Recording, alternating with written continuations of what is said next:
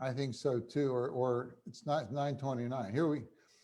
Okay, we are in the pregame show right now. We got about a minute to go on our clock before the clock says 4:30. How Oh you yeah. doing, Sam? I'm doing very well, Dad.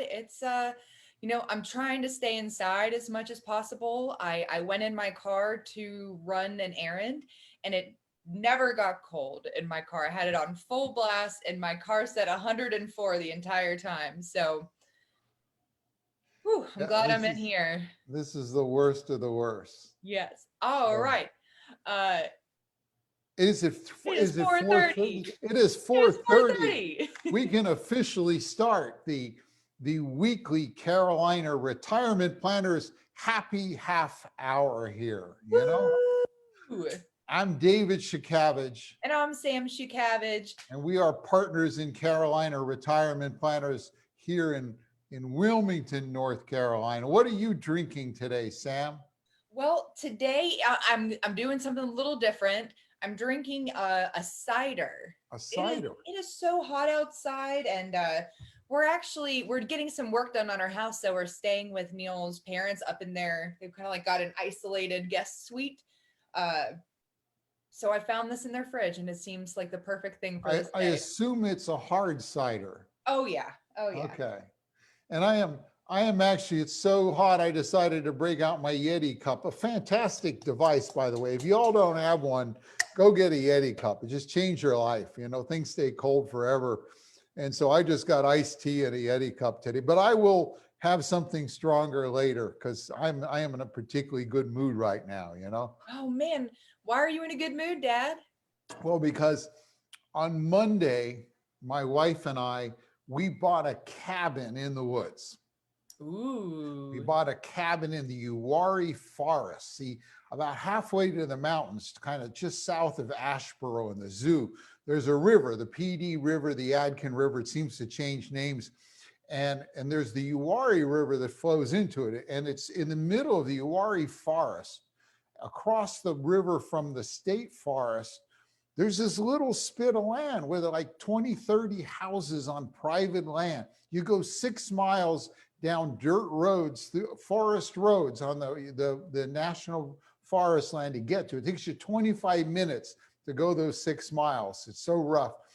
And there's this group of houses, private land, just beautiful. Talk about isolate, talk about quiet. You are miles from anything. So, Socially distancing.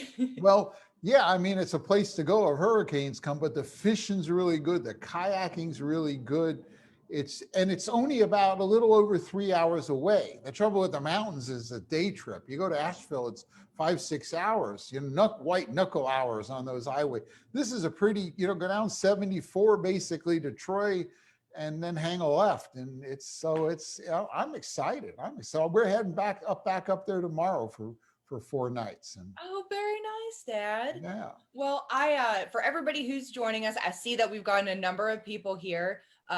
If you're here, do you want to say hello? Just type it below in the Facebook chat. Amy, our awesome director of client events, is in there, kind of making sure that we see everything. So I I see see that Cindy's back again. Cindy's back James, again. Jim, Jim, Cindy, and Eric, Eric are here. Hey, Brad, Brad. Robert, and Nadine, welcome. Yep. Bob and Val and Paula. I spoke to you this week. Hey, Paula, you and Dick are there. And we've And got Lisa. Lisa Oh, and and Martha. Martha sent us the nicest a thank you email for the wine. She was our wine winner last week, and we got to see the wines that she got. So she's enjoying the Chardonnay. okay. Nice. Hey, And David and Ed and Rick and I don't Dan know if I saw the Velvet. movie Cabin in the Woods. Matt asked me if I saw the movie. Is it a scary movie? It's like a scary sci-fi movie, Dad. You would not like it. Okay, we may not want to watch You that while don't we're want to in the watch cat. cabin. It's not the kind of cat. It's not like a picturesque. They don't have a nice time at this cabin. Okay. And we got Martha. Oh yeah, you Oh, mentioned that already. yeah, Yeah, yeah, yeah. yeah. And Nina and Miranda. So David and Eric and Rick and Marcy, I'm assuming, and So Yeah. Oh, and Tony. Hey guys. Uh, so we're excited because Rhonda, it's Lois, about to be, Dad, you're behind me. I've I am. already, Okay. yeah, Okay. you're just behind the What can time. I say? What can I Oh my say? goodness. I'm a little spacey today. I know, because he's so excited that it's about I'm to be a nice excited. long Labor Day weekend. Oh, Uh, does anybody else have any good plans for Labor Day? and any recipes? What are you cooking for Labor Day? Type in what Yeah. you're cooking. We always Labor use Day, some right? Labor Day inspiration, you know? I've tended to always do, hot dogs and hamburgers on the grill, keep it very traditional, but we're not gathering with like a big group of people anymore. So I don't know what we're going to make or what we're going to eat. I'm pretty I think excited. we'll end up with a couple of those Costco super premium steaks. You know, there's a grill in the back of the place that came, well, the place came all furnished too. It's great. And um, Mhm. so, Gonna have those prime ribeyes. That's awesome. so All right. Well, yeah. Dad, what is it that we're going to talk about today? Today is one of my favorite, uh, explanations, favorite descriptions. In fact, let me go to the board to start before I start describing it here. So Absolutely. I'm gonna go dark for you. I'm So gonna switch videos here. all right. I see that twinkle in your eye, Dad. You Yeah.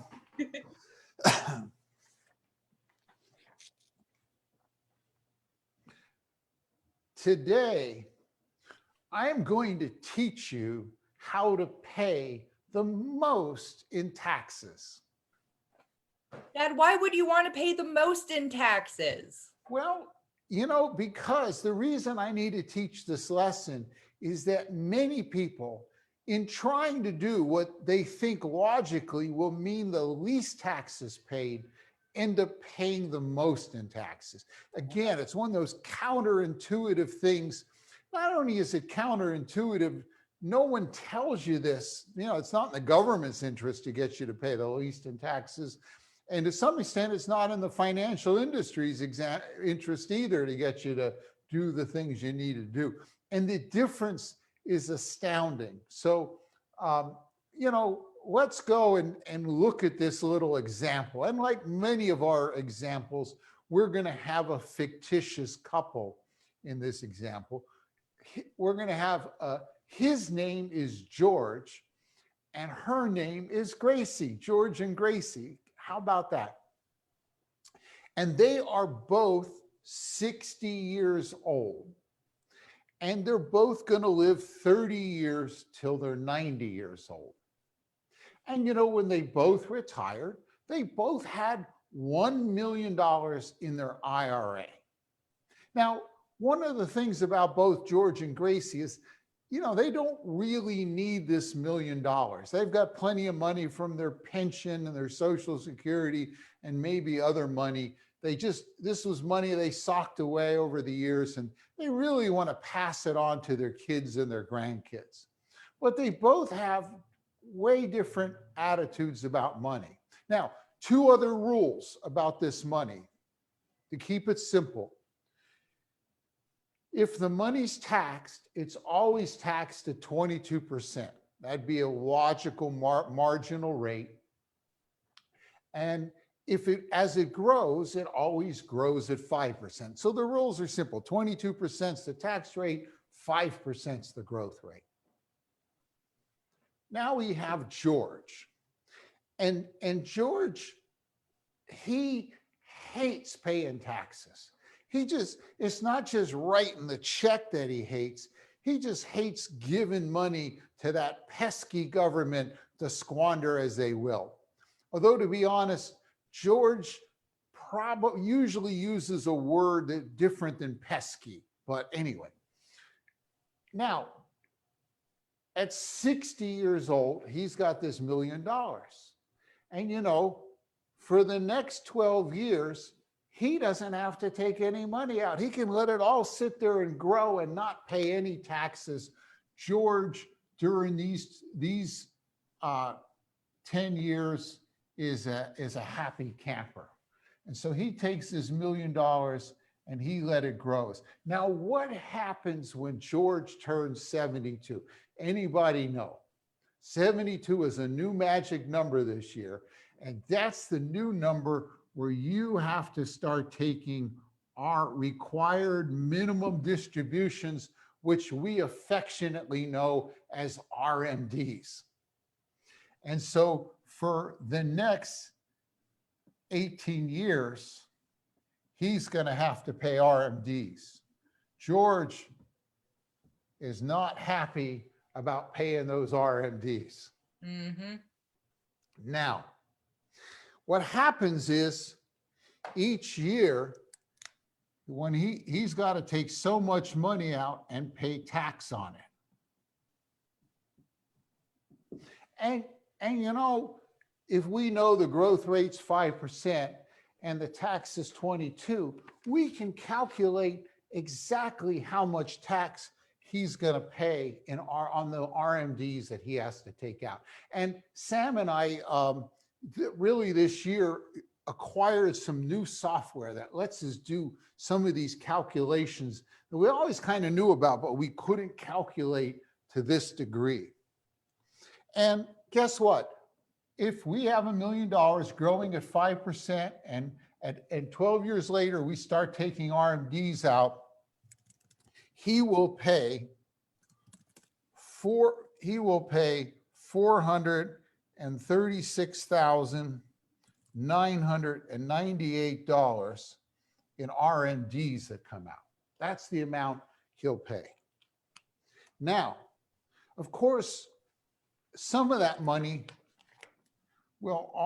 is still left. He's going to pay the tax, but he'll have what's left, and he's going to go invest that. He doesn't need it, so he's just going to invest it to grow for the kids. And that investment, like all investments, will grow at 5%. But guess what? That investment is no longer in an IRA. So every year as it earns 5%, he's going to have to pay tax on that money that grows, that 5% growth. And so he's going to have a tax bill over those 18 years on the growth. And the tax bill there is $216,294. Oh, wow. Just on the reinvested RMDs? Just on the reinvested RMDs. Okay. Now at 90, guess what? Go back to blue. At 90, well, George dies. The bad news is he's dead. The good news is the RMD start, but he's still going to have some money left in his IRA, and he's going to leave that money to the kids and the grandkids. Mm-hmm. And they're going to pay tax on that money, and they're going to pay tax at 22%. And if we figure out what the tax is on the money they pay, it's $334,055. So I got 400,000, 200,000, 300. If I add them all up, the total tax he pays on his $1 million IRA is $987,347.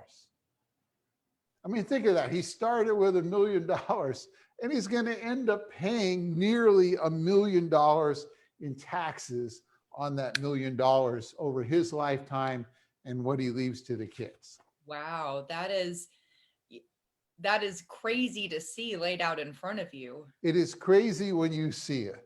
Yeah. Now let's look at the alternative.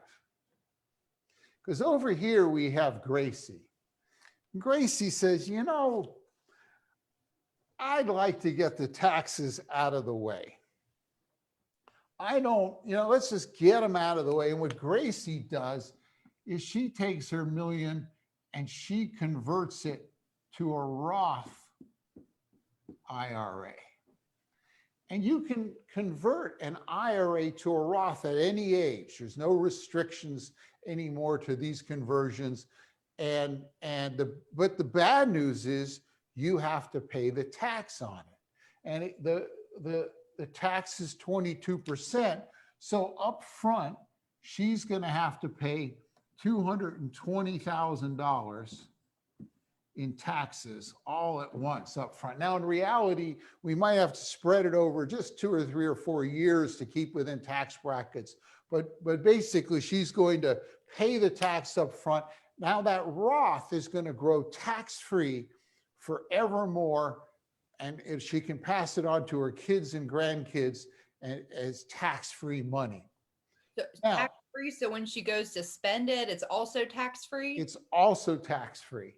So she's kind of locking in that 22% tax rate. You locked in that 22% tax rate for you in general, you know, basically till you die. Your kids will have to take it all out over 10 years, but even inside that 10 years, they will also let it be able to let it grow tax-free. So they can let it grow another 10 years tax-free if they want to in the Roth. That's another. So think about it. She paid 220. George paid 987, 4 times more than 4 times more than Gracie did.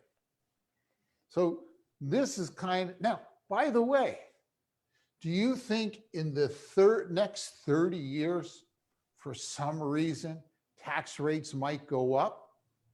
You know, today's Wall Street Journal, they brought out that our debt in the United States is now about equal to our gross national product. The amount of money we generate every year is now equal to our debt. We haven't been in this far in debt since World War II. And most people may not recall, but the highest tax rates the country has had were after World War II, like the early 50s.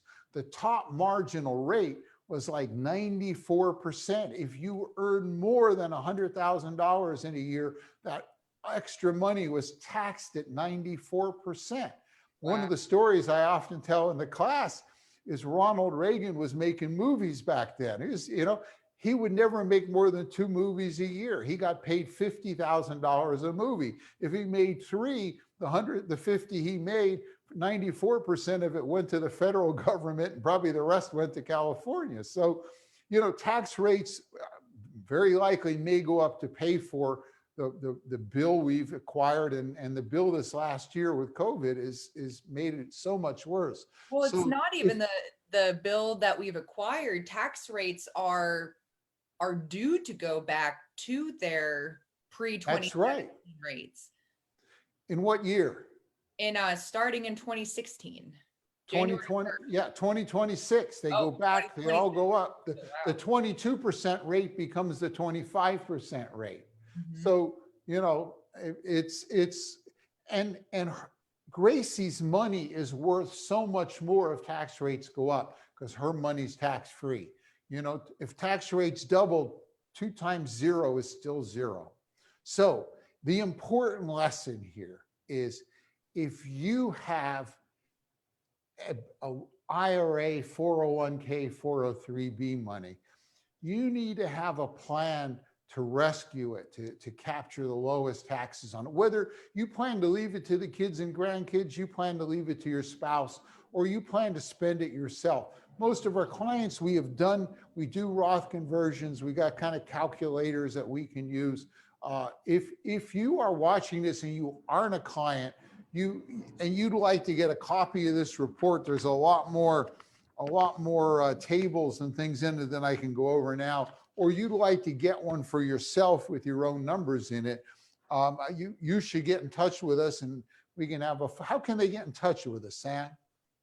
If they want to get in touch with us, there's a few ways. In the Facebook comments right below, Amy's right, in the Facebook comments right below, Amy's going to post a link to for somebody to be able to book a 15-minute call on your calendar. They could also call us at our office at 910-815-3100. Okay, I'll move back to the seated camera here. Mm-hmm. So that's, this is part of what a retirement plan should be. Sometimes you can see working on taxes is as important or could be more important than working on than trying to squeeze a little bit more out of the investments. And also, just so you know, this is a general example. You always want to confer with your licensed tax or financial professional. Don't try this at home based upon one little video. So Yeah, and exactly. And it's very, the example itself is very demonstrative of the impact of doing of converting to a Roth. Nina wanted to asked if she thought that we had a staged strategy for converting based on the tax rates on incremental income, and has that changed? And the answer is no, that has not changed. Yeah, that's where normally you don't convert it all at once. You convert chunks every year to keep you, say, in that 22% rate, or to keep you under the limit where Medicare costs go up. They call it IRMA, where you start paying more for Medicare. So it's a little more complicated, but boy, the payoff can be tremendous. And I'll tell you, taxes are probably going to go up. We just can't keep. Sooner or later we got to pay off our national credit card. So. Yeah, I think that when I look at this example, the core of it is, when you look at what George is doing, the first of the two, he's doing what they traditionally tell you to do: just defer the tax as long as you can and only take it out when they make you. It seems logical. It seems logical. Yeah. And see, the other thing is, if you were the financial industry, if you're working for Wells Fargo, for instance, and would you want to, Wells Fargo makes money based on how much money you got with them, right? If Gracie takes 220,000 out to pay taxes, that's 220,000 Wells Fargo doesn't have to earn money on, to charge fees on, And so sometimes, and I won't have time now, but I tell a lot of examples I've seen over the years where, people come back with this analysis from companies that just, it's just twisted. And I think, that's why they don't want, nobody wants you. If the board of directors of Wells Fargo sat around and talked about, what do we tell our clients about, Roth conversion and taking money out of us to pay taxes, they're going to make the most money too with George, not with. So there's might be another reason why you don't always, get good advice. So, well, it may be easier as well, simpler for both the advisor and the client, oftentimes, just say, oh, I'll just keep deferring it. When in the training that we've been doing on taxes, we've learned that you can do it, and you can be looking at your taxes on both the micro and macro level. You can be looking at, how can I reduce taxes right now this year versus what can I be doing to reduce taxes over my lifetime? And there's very different ways that you would go about whether you're trying to do it on a micro or macro level. Most tax preparers, your accountant, your tax preparer, the H&R Block, they're looking at last year. They're doing taxes in the rearview mirror. What can I do to reduce last year's taxes? If they look at this year's taxes, they say, oh, don't take money out of the IRA. You're going to pay more. You're going to pay tax. You can delay it. They're taking this micro short-sighted view instead of saying, what's the tax load for you and your kids and your grandkids? There's a lot of other videos at rogo.com. If you haven't gone there, rogo.com. It's our education only site. And, one spouse dies, the other spouse is filing single. They're now on a really higher tax rate. Boy, it'd be real nice to get it in a Roth while you got two, you can file jointly. There's a lot goes into it. What do we have? One of the things that Nina had asked, one of the first questions, and she's qualifying with saying, so the general message is that you maybe shouldn't convert it all at once, like they say in the example, but doing it within your bracket. Right. So, And so we've actually built spreadsheet calculators, simple calculators that we can feed in the numbers. It'll automatically run it through and show you the headroom left in that 22% bracket. Now you probably want to double check with your accountant and all to be sure, there's not something we're missing, but in less than a minute, we can tell you what that headroom is. I don't know why more people don't have tools like this, but it's kind of, Sam and I, by the way, are members of Ed Slott's Elite Advisor Group. Ed's an accountant who America's dedicated his life to training people like us to save taxes for people just like you. And we just study at his feet. He's got so many tricks. Twice a year, we all we used to get together. Now we do it over Zoom, but we have a conference. And we also have a group of his people who are tax experts that we can call with the tricky questions that we can't answer. So we basically now have tax, especially IRA tax experts on call at our beck and call to help you. It's pretty cool. It's really interesting. I love saving on taxes. It's just, it's just. And so Miranda wants to know if you can convert it as it is in its investments, or if it has to be liquidated. You can convert it as it is. You can move, basically you're going to move the stocks in kind from your IRA to a Roth account, and you just transfer everything over. Now, realistically, it doesn't matter because it is an IRA, and if you sell it all and move it to cash and buy it all back, it's not really, there are no capital gains lurking. It's all 100%, taxable income.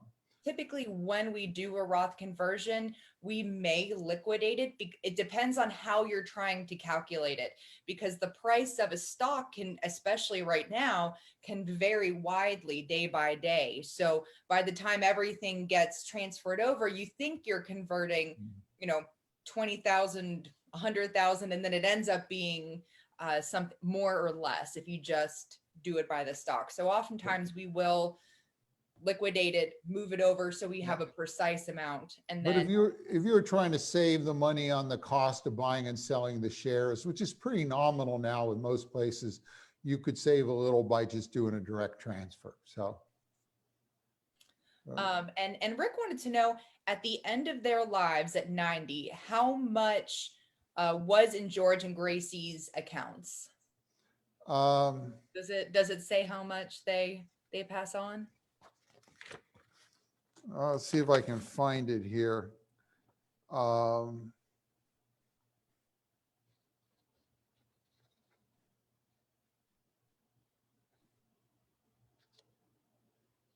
I think George, after tax RMD, I believe that George has 1.5 million that he's passing on in taxes.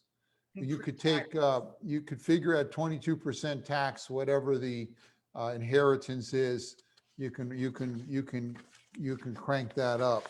Gracie, I don't think I have. I don't, at least in this report, I don't have the table for her, but a good question. Maybe we should. I mean, this is one, and I've taken this example and crunched it a whole bunch of ways on my own in spreadsheets over time. So, but it's a good. Well, we're almost at the hour, Sam. What's the most important part of our? So my personal favorite part of Happy Half Hour is our wine drawing. So I didn't talk about it at the beginning, but anybody throughout the week who sent us a question, a potential topic, told us that they shared this event with a friend, we entered your name. Today I don't have my trusty hat, I got a bag, but we added your name into a bag for a drawing, and for 2 bottles of wine. So, and I've been thinking about it. If you want to get into our drawing and you can't think of a good question or topic, you can just email us and say, hey, enter me in the wine drawing.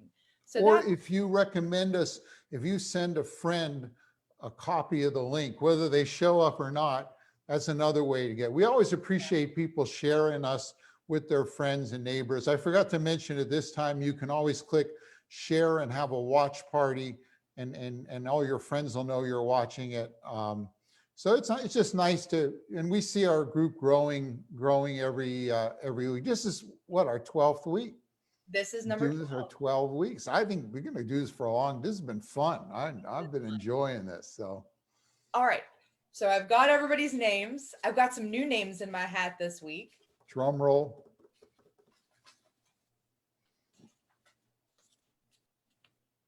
So our winner today is Bruce. Bruce A. Okay, Bruce A. This is his first time entering our wine drawing. So congratulations, Right. Bruce. We look forward to sending you 2 bottles of wine. We do. And we will be back. We will be back next week, same time, same place. I don't think we picked out a topic for next week. I got to come up with, well, we'll come up with a good topic. I got more. As you're clearing your head in your remote cabin in the woods, Yeah. enjoying your Labor Day. I'm going to bring, I have to do one on concierge medicine. Tell you the story of how a relatively inexpensive system saved my life and how it might save yours. And that's because, you got 2 things in life. You got money and your health, and you need them both. And we can help with the money, but I want to see if we can help with the health too. That'll be another one we'll bring in. Yeah, so. I just, I joined your concierge doctor this past week. Yeah. So I now too have a doctor on call, which is very exciting. But we digress. Congratulations, Bruce. I see that you are here, which is even better. I'm glad that you're watching right now. So congratulations. For everybody else who didn't win and hasn't won, keep entering. I love to give away one. We're going to just keep doing it. And we hope that everybody has a really safe and lovely Labor Day, and you're able to get out. I think it's going to cool down. I think come Saturday and Sunday, it's going to get much nicer than it is now. So got to do that eventually, right? Right. Well, I hope everyone has a chance to get out and enjoy, our beautiful. Enjoy. Be safe. Cheers. Cheers.